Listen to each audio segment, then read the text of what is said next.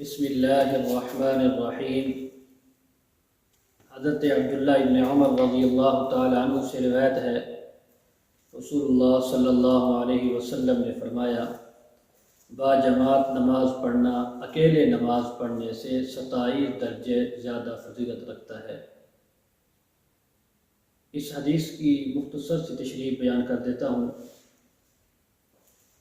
جس طرح ہماری اس مادی دنیا میں چیزوں کے خواص اور اثرات میں درجوں اور نمبروں کا فرق ہوتا ہے،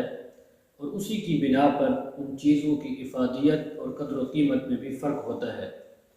اسی طرح ہمارے اعمال میں بھی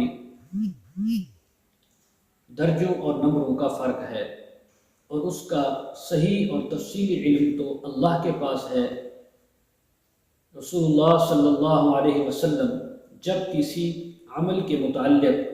یہ فرماتے ہیں کہ یہ فلاں عمل کے مقابلے میں اتنے درجے افضل ہے، اور وہ اس انکشاف کی بنا پر فرماتے ہیں جو اللہ کی طرف سے اس سلسلہ میں آپ پر کیا جاتا ہے، یعنی حضور پر اس عمل کا جو ثواب اور اس کے درجات ہیں وہ پہلے اللہ تعالیٰ آپ پر منکشف فرما دیتے ہیں، اسی بنا پر آپ علیہ السلام اس عمل کی فضیلت کو بیان فرماتے ہیں۔ بس رسول اللہ صلی اللہ علیہ وسلم کا یہ ارشاد کہ نماز با جماعت کی فضیلت اکیلے نماز پڑھنے کے مقابلے میں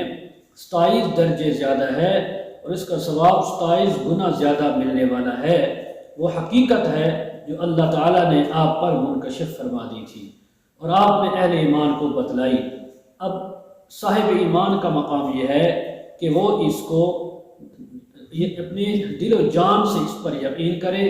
اس پر یقین کرتے ہوئے ہر وقت نماز جماعت ہی سے پڑھنے کا اہتمام کرے۔ تو اس لیے نماز با جماعت 27 درجے اکیلے نماز پڑھنے سے افضل ہے اور اس کا درجہ زیادہ ہے۔ تو اللہ تعالی ہم سب کو نماز با جماعت پڑھنے کی توفیق عطا فرمائیں۔